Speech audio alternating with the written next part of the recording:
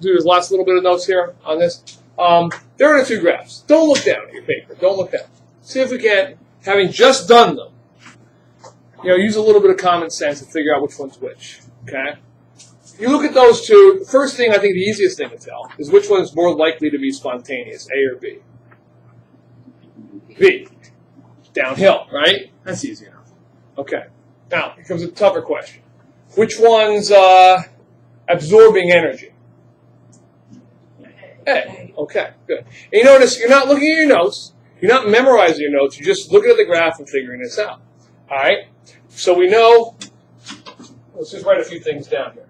We know B is probably more likely to be spontaneous.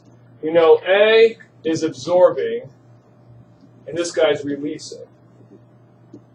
Now, without looking down, which one do you think is endo? Which one do you think is exothermic? Which one's exothermic? B. B is exo, right? Why? Because we know he released energy, exit, expel, give off, release. This guy must be endo. Good. Which one is going to more likely feel cold? Endo. Exothermics releasing energy. Fires release energy. They feel hot. Endothermic is absorbing energy from your hand, all right, when you're picking up that beaker, and he's going to most likely feel cold. These are the questions I will be asking you. All right. How about who takes more energy to break up the reactants than it does to you get back when you get the products? I heard a little bit of both on that one. It's going to be more energy is taken to break up the reactants than you get back when you get the products. Okay, that's that guy right there. All right, that would be the endothermic. You get more energy back in an exothermic reaction than you put into it. Okay, that's about it. The only other question I could ask you is where is the activation energy? For here, it's right there. For here, it's right there. Okay? All right. So this is the difference. Hopefully you see it even early on between chem, bio. All right? And you know what? Chem's a good transition one. In physics, you'll notice, and by the way, we will get to some of this in chemistry too. In physics, you'll notice it's a lot more math-oriented. Right? You're going to see that very quickly. So you have bio, which is much more word-oriented, much more memorization-oriented. You have physics, which is almost all math-oriented. You have chemistry is in between. We're going to get some math. We're going to get some thinking. You have some memorization. You have to go. But you also have to apply. So, all right. Last thing I want to do, this won't take very long. There's a couple of sentences. I'm going to show you. Turn that light off for me for a second. I want to show you a clip here. All right? It's a little video clip about another way I can classify reactions. Watch this. See those marbles? You got blue marbles and brown marbles there. Okay? Now watch this person shake these marbles.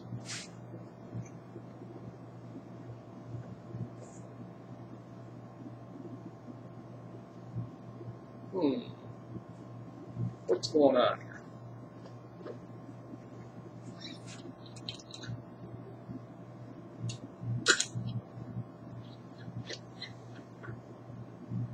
Well, that's interesting.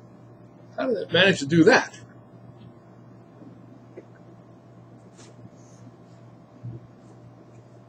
Something weird going on there. What was kind of awkward about that when you watched it? It didn't look right, did it? Something wrong about that. What happened? First of all, just what happened? Yeah. All the blue ones moved to one side, all the brown ones moved to the other. Would that normally happen by just shaking up some random marbles? No. Anybody know how they did it? What do you think they did? How do you think they did it? What do you think? Magnet. I always get that as an answer. Magnet. What do you think? They started with them separated and just showed the clips reversed. Exactly.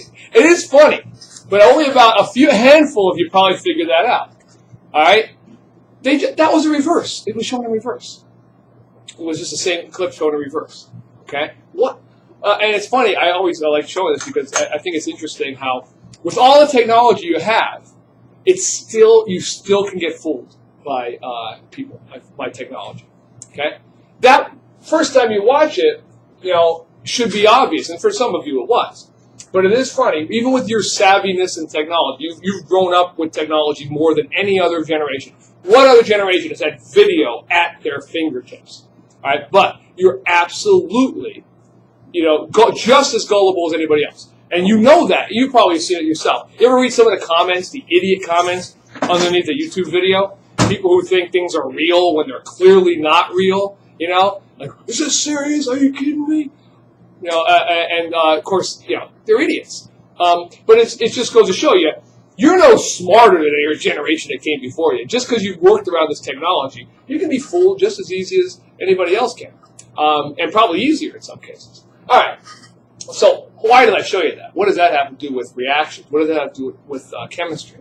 Well, you'll notice it didn't look right because reactions in general don't do this. They don't become more ordered from randomness and chaos. In fact, the exact opposite happens in most cases. There's a law about that. That's what I want to talk about. This is going to be still underneath reaction tendencies, still underneath, chemical reactions. Turn that backlight on for me. Underneath chemical reactions, again, let me review. What did we see already? We saw evidence of the chemical change underneath that. You don't have to, by the way, sometimes these stay up here, and I don't mean them to. These are the essential questions for the day. You do not need to ever write these down. They're just there for you to tell you what we're going to talk about that day. And actually, we're not going to talk about all these because I decided to do things a little bit differently. I'll tell you about that in a little bit. Reaction tendencies. Okay?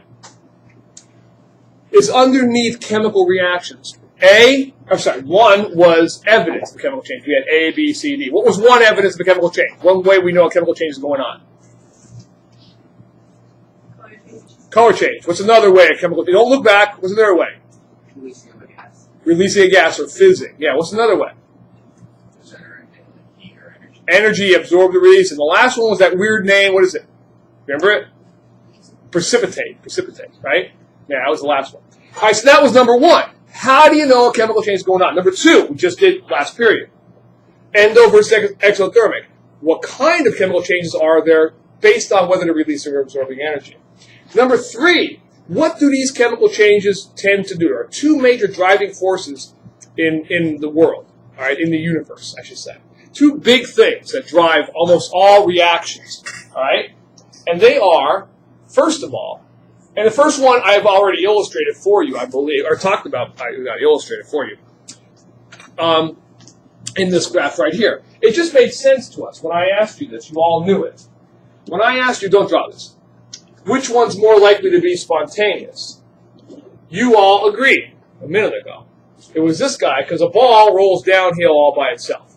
We know that if I drop this pen, it goes to a place of lower potential energy. Things naturally seek their lowest energy state, right? So, there you have it. Two forces in nature. One is all processes, everything we're going to do, all reactions we're going to talk about, seek their lowest energy state. And that's why we were not surprised to find out that graph that looked like a ball rolling downhill was more likely to be spontaneous. Things seek their lowest energy state.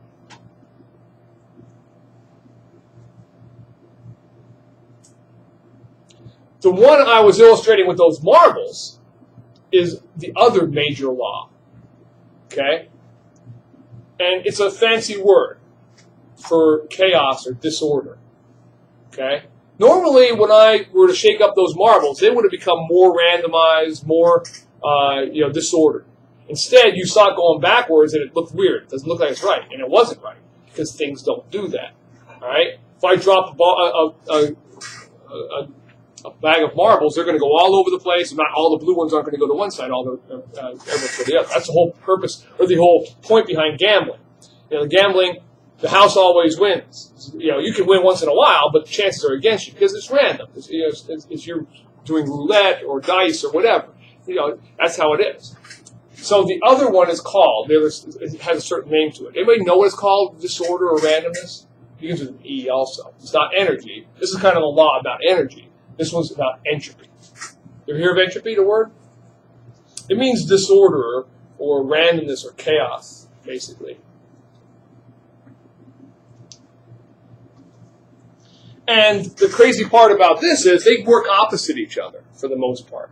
Most things seek their highest entropy state, and they also seek their lowest energy state. They do work, in some cases, opposite, but you guys also illustrate this. Okay? Think about it. My guess is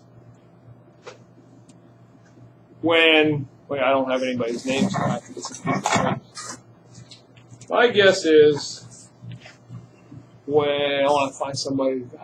we'll take Lexi. I need glasses. When Lexi woke up this morning, her hair didn't look like that. She probably had a comb. That's the law of entropy. Things just naturally fall apart. And my hair looked just like this, but that's because I don't have much. Yeah, and you also illustrate the first law. When you go home today, what are you going to do? Lay on the couch and seek your lowest energy state in front of the television. So you illustrate both of these laws very nicely. Seek your lowest energy state and the highest entropy. Your rooms get messy all by themselves. Nobody has to come, no little elves come in and make the place messy. But it takes energy to put them back in order. Okay? And those are the two major laws. And they also apply to reactions. Things tend to seek their most disordered state. So like, I'll spontaneously light a firecracker, it's going to blow up and become more disordered. All right? It takes energy to put that thing together.